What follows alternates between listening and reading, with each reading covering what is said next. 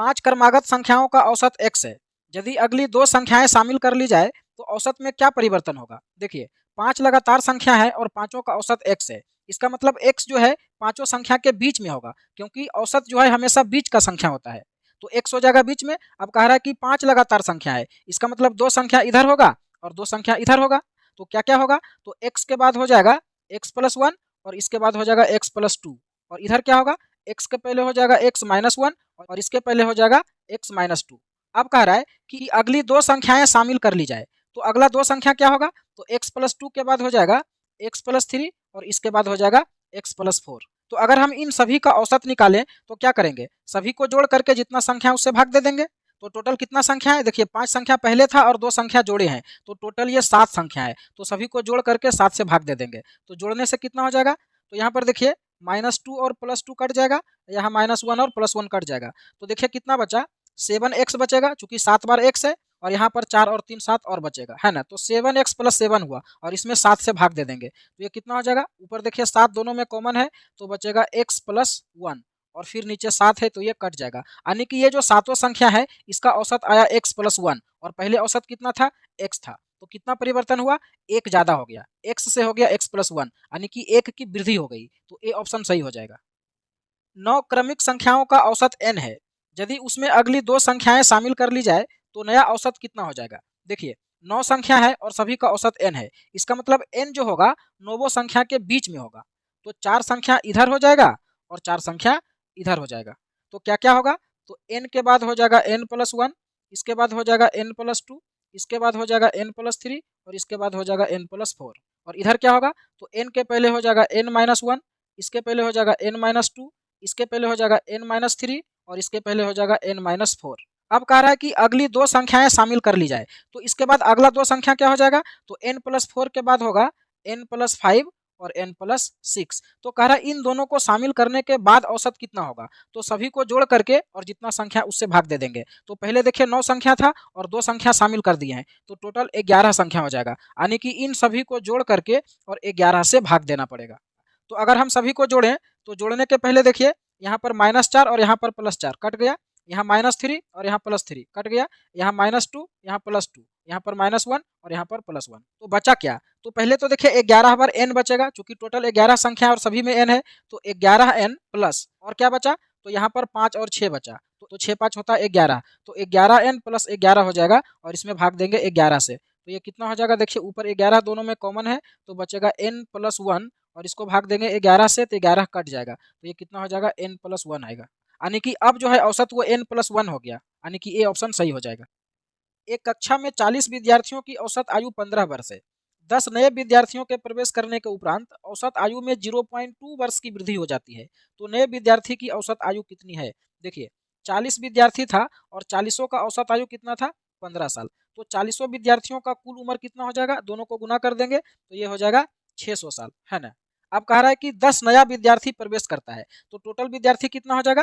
Total हो जाएगा 50 और इन 50 का औसत आयु कितना होगा? तो देखिए कह रहा है कि पहले से 0.2 वर्ष बढ़ जाता है। तो पहले देखिए कितना था? 15 साल था और 0.2 बढ़ जाएगा तो ये हो जाएगा 15.2, यानी कि 50 जो विद्यार्थी है इसका कुल उम्र कितना हो जाएगा? तो इन दोनों को गुना कर देंगे, तो गुना करने से कितना होगा? 0 और 5 दूना 10, हाथ में रहा 1, 15 5 75 1 76, तो 7600 आ रहा है, लेकिन यहाँ पर एक अंक के बाद दशमलव है तो एक जीरो खत्म हो जाएगा, यानी कि 760 हो जाएगा। तो देखिए 40 विद्यार्थी जब था तो 40 का कुल उम्र था 600 साल और जब 10 नया विद्यार्थी आ गया यानी कि 50 हो गया तो 50 का कुल उम्र हो गया 760 साल। तो जो 10 नया विद्यार्थी आया था उन 10 का टोटल उम्र कितना हो जाएगा? तो 760 में 600 को घटा देंगे तो घटाने से हो जाएगा 160, यानी कि 10 जो नया विद्यार्थी आया था उसका टोटल उम्र था 160 साल सभी को मिला करके। तो कह रहा है सभी का औसत आयु कितना था जो नया विद्यार्थी था? तो 160 साल था 10 विद्यार्थी का, तो औसत कितना हो जाएगा? ये हो जाएगा 16 साल। तो 10 जो नया विद्यार्थी आया था उसका औसत उम्र हो जाएगा 16 साल। ये कह रहा है कि 8 व्यक्तियों के एक समूह में 65 किलोग्राम भार वाले एक व्यक्ति के स्थान पर एक नया व्यक्ति लेने पर इसके औसत भार में 1.5 किलोग्राम की वृद्धि हो जाती है। तो नए व्यक्ति का भार कितना है? देखिए जब 65 किलो वाला एक व्यक्ति जाता है और उसके जगह पर दूसरा व्यक्ति आता है तो 8 व्यक्ति का औसत वजन जो है 1.5 किलोग्राम बढ़ जाता है। तो 8 व्यक्ति का वजन अगर 1.5 किलोग्राम बढ़ा तो टोटल कितना वजन बढ़ा है? तो 8 गुना 1.5, यानी कि 12 किलोग्राम वजन टोटल बढ़ गया है। इसका मतलब क्या हुआ कि जो नया व्यक्ति आया है वो जाने वाले व्यक्ति से 12 किलो ज्यादा होगा। तो जाने वाला व्यक्ति का वजन देखिए 65 किलो, तो आने वाला व्यक्ति का वजन कितना होगा, तो 65 में 12 को जोड़ देंगे तो ये हो जाएगा 77, यानी कि नया व्यक्ति का वजन हो जाएगा 77 केजी। किसी बल्लेबाज ने 12वीं पारी में 63 रन बनाए, जिससे उसके औसत रनों में 2 रन की वृद्धि हो जाती है। तो 12वीं पारी के बाद उसके रनों का औसत कितना है। तो देखिए सेम टाइप का क्वेश्चन है। 12वीं पारी में जब वह 63 रन बनाया तो औसत में 2 रन की वृद्धि हो गई। तो मान लिया जाए कि 12वीं पारी के पहले यानी कि 11वीं पारी तक उसका औसत रन था x। तो जब 12वीं पारी में 63 रन बनाया तो उसका औसत कितना हो जाएगा, x+2। तो 12 पारी का औसत अगर x+2 है तो 12 पारी का टोटल रन कितना हो जाएगा, 12 इसमें गुना हो जाएगा। और 11 पारी तक का औसत था x, तो 11 पारी का कुल रन कितना हो जाएगा, 11 इसमें गुना हो जाएगा। तो ये है 12 पारी का कुल रन और यह है 11 पारी का कुल रन। तो इसको जब माइनस करेंगे तो जो बचेगा वो 12वां पारी का रन बचेगा। और 12वां पारी में कितना रन बनाया है, 63 रन बनाया है। तो इसको माइनस करने से 63 हो जाएगा। अब जब इसको सोल्व करेंगे तो ये हो जाएगा 12x + 24 - 11x = 63। तो 12x में 11x माइनस करेंगे तो x बचेगा और 24 जब इधर आके माइनस होगा तो ये हो जाएगा 39। तो x का वैल्यू आया 39। इसका मतलब 11 पारी तक का औसत था 39। तो हमें पूछ रहा है कि 12वीं पारी के बाद उसका औसत रन कितना था। तो 12वीं पारी या फिर 12वीं पारी के बाद उसका औसत कितना है, x+2। तो x+2 कितना हो जाएगा, 42 हो जाएगा, यानी कि 12वीं पारी के बाद उसका औसत रन था 42। 19वीं पारी में 98 रन बनाकर एक क्रिकेट खिलाड़ी की औसत रन संख्या में 4 रनों की वृद्धि हो गई। तो 19वीं पारी के बाद उसकी औसत रन संख्या कितनी थी। तो ये भी एकदम सेम टाइप का क्वेश्चन है। तो इसका आंसर आप सभी कमेंट करके बताएंगे। देखते हैं कितने लोग इसका सही आंसर दे पाते हैं। हम देखते हैं इसके बाद अगले क्वेश्चन को। ये कह रहा है एक बल्लेबाज 19वीं पारी में 78 रन बनाता है और उसका औसत रन 2 कम हो जाता है। तो 19वीं पारी के बाद उसका औसत रन क्या है। ये भी उसी टाइप का क्वेश्चन है, लेकिन यहाँ पर औसत कम जा रहा है, वहां पर बढ़ जा रहा था। तो देखिए 19वां पारी में जब 78 रन बनाया तो एवरेज 2 कम हो गया, यानी कि 18वां पारी तक जो एवरेज था उससे 2 कम हो गया। तो मान लिया जाए कि 18वीं पारी तक उसका औसत था x। तो 19वां पारी जब खेला तो उसका औसत रन कितना हो जाएगा, x-2। तो 19 पारी का ये औसत रन है, तो 19 पारी का टोटल रन कितना हो जाएगा, 19 इसमें गुना हो जाएगा। और 18 पारी का औसत रन x है, तो 18 पारी का कुल रन कितना हो जाएगा, 18 इसमें गुना हो जाएगा। तो यह है 19 पारी का कुल रन और यह है 18 पारी का कुल रन। तो जब इसको माइनस करेंगे तो जो बचेगा वो 19वां पारी का रन बचेगा। और 19वां पारी में कितना रन बनाया है, 78 रन बनाया है। तो ये हो जाएगा 78। अब इसको सोल्व करेंगे तो ये हो जाएगा 19x - 38 - 18x = 78। तो 19x में 18x माइनस होगा तो x बचेगा और ये 38 इधर आकर के प्लस हो जाएगा। तो ये हो जाएगा 8 8 16 और 7 3 10 और 1 11। तो x का वैल्यू आया 116, यानी कि 18वां पारी तक उसका औसत रन था 116। तो कह रहा है यहाँ पर कि 19वां पारी के बाद उसका औसत रन क्या है। तो 19वां पारी के बाद उसका औसत रन क्या हो गया, 2 कम हो गया, x-2 हो गया। तो ये हो जाएगा 114। एक क्रिकेट मैच में पहले 10 ओवर में रन रेट केवल 3.2 थी। 282 रन के लक्ष्य को पूरा करने हेतु शेष 40 ओवर के लिए रन रेट क्या होना चाहिए। देखिए पहला जो 10 ओवर है इसमें मात्र 3.2 रन के हिसाब से रन बना है।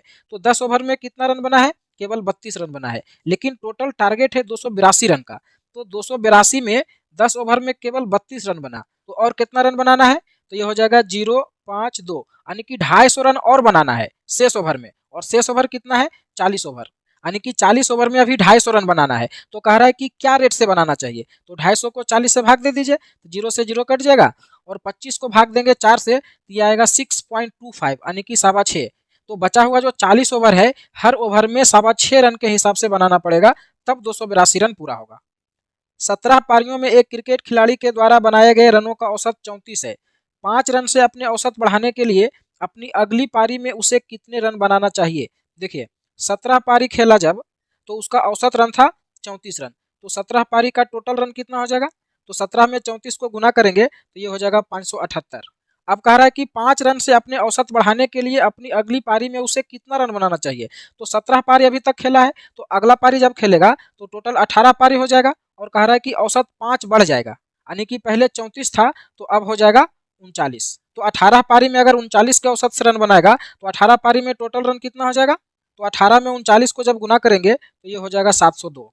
तो देखिए 17 पारी का कुल रन है 578 और 18 पारी का कुल रन है 702। तो 18वां पारी में वो कितना रन बनाया होगा, 702 में 578 को माइनस कर देंगे। तो 702 में 578 को माइनस करेंगे तो कितना हो जाएगा, ये 12 में से 8 जाएगा 4 और ये 9 में से 7 जाएगा 2 और यहाँ पर 1 बचेगा। यानी कि 18वां पारी में 124 रन जब वो बनाएगा तब उसका औसत जो है 5 बढ़ जाएगा, यानी कि ए ऑप्शन आंसर हो जाएगा। किसी सप्ताह सोमवार, मंगलवार तथा बुधवार का औसत तापमान 40 डिग्री सेल्सियस था। मंगलवार, बुधवार तथा बृहस्पतिवार का औसत तापमान 41 डिग्री सेल्सियस था। यदि बृहस्पतिवार का तापमान 38 डिग्री सेल्सियस हो तो सोमवार का तापमान कितना था? देखिए, कह रहा है कि मंडे, ट्यूसडे और वेडनेसडे इन तीनों का औसत तापमान है 40 डिग्री सेल्सियस। तो तीनों दिन मिलाकर के टोटल तापमान कितना हो जाएगा? 40 गुना 3 यानी कि 120 डिग्री। फिर कह रहा है कि मंगल, बुध और बृहस्पति का औसत तापमान है 41 डिग्री, यानी कि ट्यूसडे, वेडनेसडे और थर्सडे इन तीनों का औसत तापमान है 41 डिग्री। तो तीनों दिन मिलाकर के टोटल तापमान कितना हो जाएगा? 41 गुना 3 यानी कि 123 डिग्री। तो अगर हम इन दोनों को माइनस कर दें तो देखिए, माइनस करने में ये माइनस हो जाएगा, ये माइनस हो जाएगा, ये माइनस हो जाएगा और ये माइनस हो जाएगा। तो ये प्लस माइनस कट जाएगा और ये प्लस माइनस कट जाएगा। तो देखिए, बचेगा यहाँ पर क्या? थर्सडे बचेगा और यहाँ पर मंडे बचेगा। इन दोनों का डिफरेंट कितना हो जाएगा? इन दोनों का डिफरेंट यानी कि 3 डिग्री। तो बृहस्पतिवार और सोमवार के तापमान का अंतर है 3 डिग्री। यहाँ पर फिर क्वेश्चन में कह रहा है कि बृहस्पतिवार का तापमान 38 डिग्री सेल्सियस है, यानी कि बृहस्पति के जगह में अगर 38 डिग्री रखें तो 38 minus Monday is equal to 3। तो मंडे का तापमान कितना हो जाएगा? ये इधर आकर के माइनस हो जाएगा, तो 35 डिग्री आंसर हो जाएगा। नहीं समझ में आया? इस क्वेश्चन को देखिए, कह रहा है सोमवार, मंगलवार, बुधवार तथा बृहस्पतिवार का औसत तापमान 38 डिग्री सेल्सियस था तथा मंगलवार, बुधवार, बृहस्पतिवार तथा शुक्रवार का औसत तापमान 40 डिग्री सेल्सियस था। सोमवार का तापमान 30 डिग्री था, तो शुक्रवार का कितना था? मंडे, ट्यूसडे, वेडनेसडे और थर्सडे इन चारों दिन का औसत तापमान था 38 डिग्री सेल्सियस। तो चारों दिन का टोटल तापमान कितना हो जाएगा? ये हो जाएगा 38 गुना 4 यानी कि 152 डिग्री सेल्सियस हो जाएगा। फिर कह रहा है कि मंगलवार से लेकर के शुक्रवार का औसत तापमान था 40 डिग्री सेल्सियस, यानी कि ट्यूसडे, वेडनेसडे, थर्सडे और फ्राइडे इन चारों का औसत तापमान था 40 डिग्री सेल्सियस। तो चारों दिन का कुल तापमान कितना हो जाएगा? 40 गुना 4 यानी कि 160 डिग्री सेल्सियस। तो अगर हम इन दोनों इक्वेशन को माइनस कर दें तो देखिए, ये माइनस हो जाएगा, ये माइनस हो जाएगा, ये भी और ये भी। तो ये प्लस माइनस कट जाएगा, ये प्लस माइनस कट जाएगा, ये प्लस माइनस कट जाएगा। तो बचा क्या? यहाँ पर फ्राइडे बचा और यहाँ पर माइनस में मंडे बचा। तो दोनों का डिफरेंट कितना हो जाएगा? इन दोनों का डिफरेंट यानी कि 8 डिग्री सेल्सियस हो जाएगा। तो शुक्रवार और सोमवार का अंतर आया 8 डिग्री सेल्सियस। तो यहाँ पर देखिए, कह रहा है कि सोमवार का जो है वो 30 डिग्री सेल्सियस था। तो मंडे के जगह अगर हम 30 बैठा दें तो ये हो जाएगा Friday minus 30 is equal to 8। तो फ्राइडे का तापमान कितना हो जाएगा? ये इधर जाके प्लस हो जाएगा, तो ये हो जाएगा 38। तो शुक्रवार का तापमान हो जाएगा 38 डिग्री सेल्सियस। 13 परिणामों का औसत 70 है। यदि प्रथम 7 का औसत 65 है और अंतिम 7 परिणामों का औसत 75 है तो 7वां परिणाम क्या है? यहाँ पर कुल 13 परिणाम है। 1, 2, 3, 4, 5, 6, 7, 8, 9, 10, 11, 12, 13। कह रहा है कि प्रथम 7 का औसत 65 है। ये जो प्रथम 7 परिणाम है इसका औसत है 65। तो इन सातों का टोटल जोगफल कितना हो जाएगा? 7 गुना 65, तो ये हो जाएगा 455। फिर कह रहा है कि अंतिम 7 परिणामों का औसत 75 है। अंतिम जो 7 परिणाम है यहाँ से यहाँ तक, इसका औसत है 75। तो इन सातों का जोगफल कितना हो जाएगा? 7 गुना 75, तो ये कितना हो जाएगा? ये हो जाएगा 525। अच्छा, एक चीज और दिया हुआ है, टोटल 13 परिणाम का औसत 70 भी दिया हुआ है। तो 13 परिणाम का कुल जोगफल कितना हो जाएगा? 13 गुना 70, तो ये हो जाएगा 910 हो जाएगा। और निकालना है 7वां परिणाम, यानी कि ये वाला वैल्यू निकालना है। इसके लिए इन दोनों को पहले जोड़ेंगे और जो जोगफल आएगा उसमें से 910 को माइनस कर देंगे, क्योंकि देखिए, इन दोनों को जब जोड़ेंगे तो जोड़ने के बाद जो आएगा उसमें ये वाला वैल्यू 2 बार शामिल होगा। क्योंकि देखिए, ये जो वैल्यू है ये इसमें भी शामिल है और इसमें भी शामिल है। तो दोनों को जब जोड़ेंगे तो ये 2 बार आ जाएगा और इसमें सभी एक एक बार है। तो इन दोनों को जोड़ करके जब इसको माइनस कर देंगे तो इसका वैल्यू निकल जाएगा। तो 455 में जोड़ेंगे 525 को, तो ये कितना हो जाएगा? ये हो जाएगा 5 5 10 और 5 2 7 और 1 8, 5 और 4 9। तो ये 980 आ रहा है और यहाँ पर कितना है? 910। तो 980 में 910 को माइनस करेंगे तो 70 बचेगा, यानी कि 7वां परिमाण का जो वैल्यू होगा वो 70 होगा। 3 संख्याओं का औसत 28 है। 3 संख्या है, पहला, दूसरा और तीसरा। कह रहा है कि इन तीनों का औसत है 28। तो तीनों का औसत अगर 28 है तो इन तीनों संख्याओं का कुल जोगफल कितना होगा? ये हो जाएगा 28 गुना 3 यानी कि 84। अब कह रहा है कि पहली संख्या दूसरी संख्या से आधी है, यानी कि पहला जो संख्या है ये दूसरा का आधा है। यानी कि पहला को अगर हम x मानेंगे तो दूसरा 2x हो जाएगा, क्योंकि कह रहा है पहला संख्या जो है दूसरा का आधा है। तो आप कह सकते हैं कि दूसरा संख्या जो है पहला का डबल है। तो अगर पहला x होगा तो दूसरा 2x हो जाएगा। फिर कह रहा है कि तीसरी संख्या दूसरी से दुगनी है, यानी तीसरा संख्या जो है वो दूसरा से दुगना है। तो तीसरा संख्या कितना हो जाएगा? ये हो जाएगा 4x। तो यही तीनों मिला करके कितना है 84 है। तो ये देखिए कितना हो जाएगा 4 2 6 और 1 7, 7x बराबर हो जाएगा 84। तो ये कट जाएगा 12 बार में, यानी कि x का वैल्यू हो जाएगा 12। तो कह रहा है कि तीसरी संख्या क्या है, तो तीसरी संख्या क्या है 4x है। तो 4x का वैल्यू क्या हो जाएगा, ये हो जाएगा 4 गुना 12, तो हो जाएगा 48, यानी कि इस क्वेश्चन का सही आंसर हो जाएगा 48। एक परिवार में पिता तथा माता की औसत आयु 35 वर्ष है। पिता, माता तथा उसके एक मात्र पुत्र की औसत आयु 27 वर्ष है, तो पुत्र की आयु कितनी है। यानी कि माता पिता की औसत आयु है 35 वर्ष और माता पिता में एक पुत्र को भी शामिल कर देते हैं तो औसत आयु हो जाता है 27 वर्ष। तो पुत्र की आयु कितनी है, तो देखिए माता और पिता इन दोनों का औसत आयु कितना है 35 वर्ष। तो इन दोनों का टोटल उम्र कितना हो जाएगा, ये हो जाएगा 35 गुना 2 यानी कि 70 साल हो जाएगा माता और पिता मिला करके। अब कह रहा है कि यदि पुत्र को भी उसमें मिला देते हैं तो औसत आयु 27 वर्ष हो जाता है, यानी कि माता, पिता और पुत्र इन तीनों का टोटल आयु कितना होगा। तो देखिए तीनों का औसत आयु है 27 वर्ष, तो टोटल आयु कितना हो जाएगा 27 गुना 3 यानी कि 81 साल। अब कह रहा है कि पुत्र की आयु कितनी है, तो देखिए माता पिता का कुल उम्र है 70 साल और पुत्र को भी मिला देते हैं तो हो जाता है 81 साल। तो पुत्र का उम्र कितना होगा, 81 में 70 को माइनस कर देंगे तो 11 साल हो जाएगा पुत्र का उम्र। 36 छात्रों के समूह की औसत आयु 14 वर्ष है। शिक्षक की आयु इसमें सम्मिलित किए जाने पर औसत आयु में 1 वर्ष की वृद्धि हो जाती है। तो शिक्षक की आयु क्या है, देखिए 36 छात्र है और सभी का औसत आयु है 14 वर्ष। तो 36 छात्र का टोटल उम्र कितना हो जाएगा, इन दोनों को गुना कर देंगे तो ये हो जाएगा 504 साल। अब कह रहा है कि शिक्षक को भी जब मिला देते हैं उसमें तो औसत आयु 1 वर्ष बढ़ जाता है।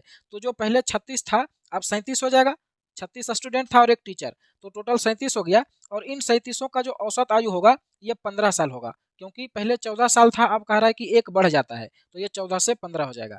तो 37 व्यक्ति का कुल उम्र कितना हो जाएगा, तो 37 को 15 में गुना करेंगे तो ये हो जाएगा 555। अब कह रहा है कि शिक्षक की आयु क्या है, तो देखिए शिक्षक को छोड़ करके टोटल उम्र हुआ 504 साल और जब शिक्षक को मिला दिए तो टोटल उम्र हो गया 555। तो शिक्षक का आयु क्या हो जाएगा, 555 में 504 को माइनस कर देंगे तो कितना आ जाएगा 51 साल आएगा, यानी कि शिक्षक की आयु हो जाएगा 51 साल।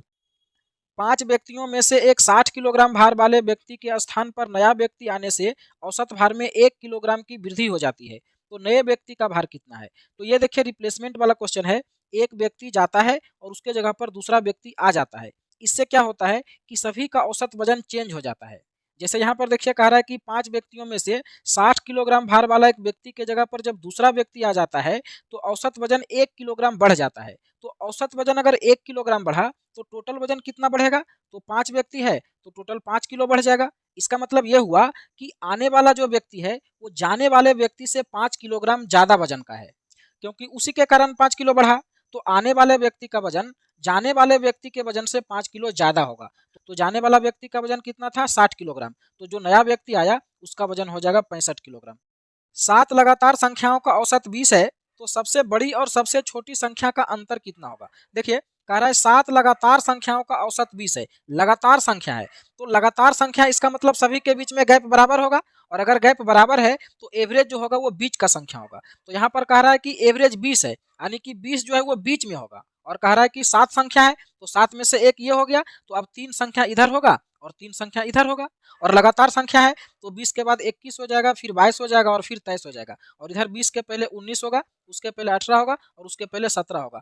तो यही सातों संख्या है जिसका एवरेज 20 है। अब कह रहा है कि सबसे बड़ी और सबसे छोटी संख्या का अंतर कितना है, तो देखिए सबसे छोटी संख्या है 17 और सबसे बड़ी संख्या है 23। तो दोनों के बीच कितना का डिफरेंट है, 6 का डिफरेंट है। तो मेरा आंसर हो जाएगा 6। तो यहाँ पर देखिए ऑप्शन में कहीं भी 6 नहीं दिया हुआ है, लेकिन आंसर जो होगा वो 6 ही होगा। तो हो सकता है ऑप्शन को लिखने में टाइपिंग में मिस्टेक हुआ है। देखते हैं अगले क्वेश्चन को। अगला क्वेश्चन है, यहाँ कह रहा है कि 4 लगातार सम संख्याओं का औसत 17 है, तो सबसे बड़ी और सबसे छोटी संख्या का औसत कितना होगा। तो यहाँ पर देखिए 4 लगातार सम संख्या है और कह रहा है कि एवरेज जो है वो 17 है। तो एवरेज 17 है तो 17 बीच में होगा। और कह रहा है कि 4 संख्या है तो 2 संख्या इधर होगा और 2 संख्या इधर होगा। क्योंकि ये मेरा संख्या नहीं होगा, क्योंकि यहाँ पर 4 लगातार सम संख्या है तो 17 तो सम संख्या नहीं है, तो 17 मेरा संख्या नहीं होगा, भले चारों संख्या का एवरेज 17 है। तो देखिए 4 संख्या क्या होगा, तो 17 के बाद का 2 सम संख्या लेना है और 17 के पहले 2 सम संख्या। तो 17 के बाद सम संख्या हो जाएगा 18 और 20 और 17 के पहले सम संख्या हो जाएगा 16 और 14। तो यही लगातार 4 सम संख्या था जिसका एवरेज 17 था। तो अब कह रहा है कि सबसे बड़ी और सबसे छोटी संख्या का औसत कितना होगा, यानी कि 14 और 20 का एवरेज पूछ रहा है। तो दोनों को जोड़ के 2 से भाग कर देंगे, तो 20 और 14 होता है 34, और 34 को 2 से भाग करेंगे तो 17 हो जाएगा। देखते हैं अगले क्वेश्चन को। ये कह रहा है कि 5 लगातार विषम संख्याओं का औसत 29 है, तो सबसे बड़ी संख्या का 1/3 का मान क्या होगा। 5 लगातार विषम संख्या का औसत 29 है, तो औसत 29 है, इसका मतलब ये बीच में होगा। अब कह रहा है 5 लगातार विषम संख्या है, तो एक संख्या तो ये भी हो जाएगा, क्योंकि विषम संख्या ही लेना है और 29 भी विषम संख्या है, तो एक संख्या तो ये हो जाएगा, और 5 संख्या लेना है तो 2 इधर होगा और 2 इधर होगा।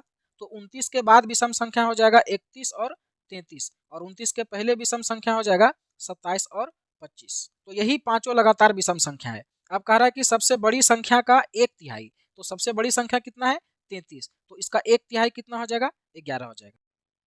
एक नाव में बैठे 5 व्यक्तियों का औसत भार 38 किलोग्राम है।